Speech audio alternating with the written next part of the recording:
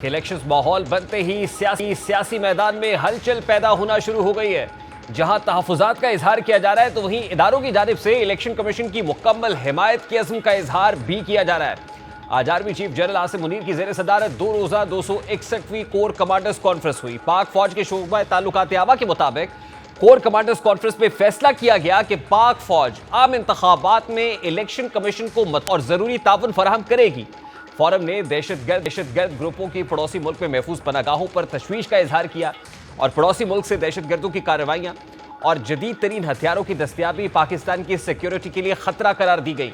Conference की शुरका ने अज़्म का इजहार किया कि पाकिस्तान को गैर मुस्तहकम करने की दुश्मन कुव्वतों के इशारे पर काम करने वाले और उनकी हौसला अफजाई करने वाले अनासिर के खिलाफ ताकत के साथ निपटेंगी। ISPR ने बताया कि फोरम ने फलस्तीनी अवाम के साथ मुकम्मल यकजहती का इजहार किया और गजा में इंसानी हुकूक की संगीन खिलाफ वर्जियों और जंगी जराइम की मजम्मत की, जबकि फोरम ने गजा में फौरी जंगबंदी और तनाज़े के पुरअमन हल के मुतालबे के हुकूमती मौक़िफ़ का अदा किया।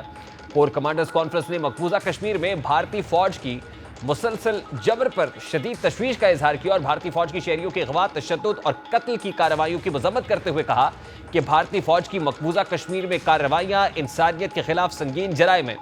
शुरकाए कॉन्फ्रेंस का कहना था कि भारतीय फौज की कार्रवाइयां कश्मीरियों के जायज़ हक़ खुद इरादियत के जज्बे को पस्त नहीं कर सकती। पाकिस्तान अपने कश्मीरी भाइयों की सियासी, अखलाकी और सिफारती हिमायत जारी रखेगा और आलमी कवानीन के मुताबिक मसला कश्मीर के हल के लिए हिमायत जारी रखेगा। फोरम को खित्ते की सूरत हाल, कौमी सलामती को दरपेश चैलेंजेस और बढ़ते हुए खतरात के जवाब में हिकमत अमली के बारे में ब्रीफिंग दी गई, जबकि फोरम ने बिलवास्ता और बिलावास्ता खतरात के खिलाफ दिफा पाकिस्तान की खुद मुख्तारी और इलाकाई सालमियत के दिफा के लिए पाक फौज की अज़्म का अदा किया। ISPR के मुताबिक आर्मी चीफ ने ऑपरेशंस के दौरान महारत का मयार बरकरार रखने, जहनी और जिस्मानी शोबों में फॉर्मेशंस की तरबियत के दौरान बेहतरीन कारकर्दगी के हुसूल पर जोर दिया। फोरम ने गैर मुल्की सरमायाकारी की हौसला अफजाई के लिए जारी कोशिशों की हिमायत का अदा भी किया। कोर कमांडर्स कॉन्फ्रेंस ने स्मगलिंग, मनी लॉन्ड्रिंग, बिजली चोरी और जखीरा अंदोजी के खिलाफ कार्रवाइयों का जामिया जायजा लिया और इस इज़्म का इजहार किया कि पाक फौज जराइम की रोकथाम के लिए सरकारी मुतल्लिका इदारों को हर तरह की मदद फराहम करती रहेगी। एक जानिब अफवाज पाकिस्तान है इंतखाबात के लिए इलेक्शन कमीशन के साथ मुकम्मल ताउन का इजहार कर रही है, वहीं इस कॉन्फ्रेंस के एलामिये के जारी होने से पहले जरा देर पहले PDM सरबराह मौलाना फजलुर रहमान ने एक धुआंधार प्रेस कॉन्फ्रेंस की, जिसमें इलेक्शन कमीशन और अदलिया पर कड़ी तनकीद की गई और इंतखाबात के इनेकाद पर सलाह दिए। उन्होंने अपनी प्रेस कॉन्फ्रेंस में इस बात का इजहार किया कि अदालत के हुक्म पर शेड्यूल जारी करना है तो इलेक्शन कमीशन कब आज़ाद होगा। हमारा एक भी कारकुन शहीद हुआ तो चीफ इलेक्शन कमिश्नर और चीफ जस्टिस जिम्मेदार होंगे। तहफुजात का इजहार करते हुए उनका कहना था कि कहा जाता है कि हम इलेक्शन से भाग रहे हैं, अदालती मार्शल लॉ का माहौल बना दिया गया है। उन्होंने ये भी कहा कि जब अमन व अमान की सूरत हाल और मौसम की सूरत हाल ऐसी होगी तो क्या होगा। जब वोटर टर्नआउट ही मौसम के सबब ना होने के बराबर हुआ तो फिर क्या होगा। मौलाना फजल क्या कह रहे थे, जरा उसकी एक झलक आपके सामने रखता है। चीफ इलेक्शन कमिश्नर ने और इलेक्शन कमीशन ने शेड्यूल जारी करना है और सुप्रीम कोर्ट के हुक्म पे करना है तो इलेक्शन कमीशन कब आजाद इदारा हुआ। कब हम ये समझें कि इलेक्शन का मामला उसके तमाम इख्तियारात इलेक्शन कमीशन के पास हैं। अगर मेरा एक कारकुन इस इंतखाबी मुहिम के दौरान जख्मी हुआ या शहीद हुआ, उसका जिम्मेदार चीफ इलेक्शन कमिश्नर और चीफ जस्टिस ऑफ पाकिस्तान हो। जमीयत उलमा इस्लाम के सरबराह ने आज कागजात छीने जाने और उम्मीदवारों की गिरफ्तारियों पर भी बात की। उन्होंने कहा कि इलेक्शंस के साथ साथ आज़ादाना माहौल भी देना जरूरी है। उम्मीदवारों के कागजात नामजदगी छीनना उसूली तौर पर गलत है। PTI नहीं हो रही बल्कि उनको नुमाया किया जा रहा है। मेरे ख्याल में ये जहाँ तक उसूली बात है तो ये चीज गलत। फजा क्यों बनाई जा रही है। PTI के साथ ज्यादती नहीं हो रही, PTI को इस इलेक्शन में प्रोजेक्ट करने का पर काम हो रहा है। आज बिलावल भुट्टो जरदारी से दौरान प्रेस कॉन्फ्रेंस इसी किस्म का सवाल किया गया कि हम इंतकामी सियासत और गिरफ्तारी पर यकीन नहीं रखते। इसकी मजम्मत पहले भी करते थे और आज भी करते हैं, लेकिन क्या शाह साहब, क्या इमरान खान साहब ने अपना मौक़िफ़ तब्दील किया है या नहीं। मफामत के लिए सबसे पहले PTI को तौबा करके माफिया मांगनी पड़ेगी। में यकीन नहीं रखते, हम गिरफ्तारी में यकीन नहीं रखते। इसका मजम्मत पहले भी करते थे, आज भी करते हैं, मगर क्या शाह साहब ने, क्या इमरान खान साहब ने अपना मौक़िफ़ तब्दील किया है या नहीं।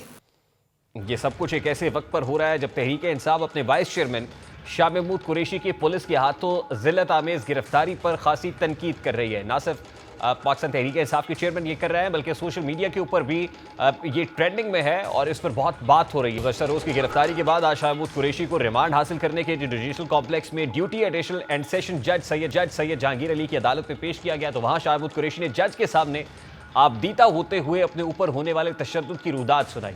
समाअत के दौरान पुलिस ने साबिक वजीर खारजा को हथकड़ियां लगाकर पेश किया और जज ने कब्र अदालत में उनकी हथकड़ी खुलवा दी।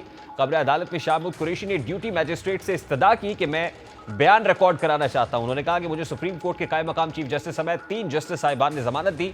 मुचलका जमा करा के मुझे जमानत का हुक्म दिया गया। मेरी रिहाई की रूपकार जारी होते ही 3 MPO जारी किया गया। शाह महमूद कुरैशी ने इस्तफसार किया कि मैं कैसे अवाम के लिए खतरा हूं। मैं कई माह से अडयाला जेल में कैद हूं। मुझे एक रात आकर कहा गया कि 3 MPO वापस लेते हैं। 26 तारीख को 3 MPO का ऑर्डर दिया गया, फिर वापस ले लिया गया। हाथ से 26 तारीख काट कर 27 कर दिया गया। उन्होंने कहा कि मुझे गैर कानूनी तौर पर रखा गया। मैं जेल की हुदूद में था, वहां पंजाब पुलिस गिरफ्तार करने पहुंची। मैं 5 बार रुकने पार्लियामान रह चुका हूं। SHO जमाल ने मुझे मुक्के लाते मारी। SHO अशफाक ने मुझे गालियां दी। मेरी छाती में दर्द हो रही थी। उन्होंने मजीद कहा कि कई दफ़ा SP को कहा कि डॉक्टर के पास ले जाए। पूछा गया कि आपको किस अस्पताल में लेकर जाए, मुझे किस डॉक्टर के पास नहीं लेके गए। शाह महमूद कुरैशी ने कहा कि टीम आई कि 9 मई के लिए बयान रिकॉर्ड करना है। ये लोग मुझे 9 मई के मुकदमात में मुलव्वस करना चाहते हैं। मैं 9 मई को कराची में था, बेगम की सर्जरी हुई थी। उन्होंने कहा कि मैं मौके पर मौजूद नहीं था, मुझसे बयान लेने पहुंच गए। मुझे कल रात एक ठंडे कमरे में रखा गया। मुझे रात भर सोने नहीं दिया गया। मुझे लाइटें जलाकर बार बार जगाया गया, शोर मचाया गया। मुझे ज़हनी और जिस्मानी तौर पर तंग किया गया। इस दौरान शाह महमूद कुरैशी कमरे अदालत में गुफ्तगू करते हुए आपदीदा हो गए। शाह महमूद कुरैशी ने कहा कि मैंने पाकिस्तान का आलमी सतह पर मुकदमा लड़ा। मैं पाकिस्तान और इदारों के आलमी दुनिया में सफाइयाँ देता रहा हूँ। क्या ये इंसाफ है? इस तरह के बहुत सारे सवालात हुए। तो अब शाह महमूद कुरैशी को जुडिशल रिमांड पर रखा गया है। जो कुछ आज हो रहा है ये बिल्कुल जस्टिफाइड नहीं है। लेकिन सवाल तो ये भी है कि जिस वक्त तहरीक इंसाफ की हुकूमत थी और तहरीक इंसाफ को लाया जा रहा था, तो उस वक्त तहरीक इंसाफ के पॉलिटिकल अपोनेंट्स, सियासी मुखालिफिन के साथ जो कुछ हो रहा था, क्या वो जस्टिफाइड है? राना सनाउल्लाह को मनशियात के झूठे मुकदमे के अंदर 6 माह तक हवालात में बंद रखा गया। बिलाखिर राना सनाउल्लाह की अहलिया को जब उनकी रिहाई हुई है तो उस वक्त ये कहना पड़ा कि इनके 6 महीने का हिसाब कौन देगा। रब का शुक्र अदा करती हूँ कि रब ने आज राना सनाउल्लाह को सुरखरू किया है। मेरा आज इन हाई कोर्ट में खड़े होके इन अदालतों से एक सवाल है मेरा कि उसके ये 6 माह का हिसाब कौन देगा।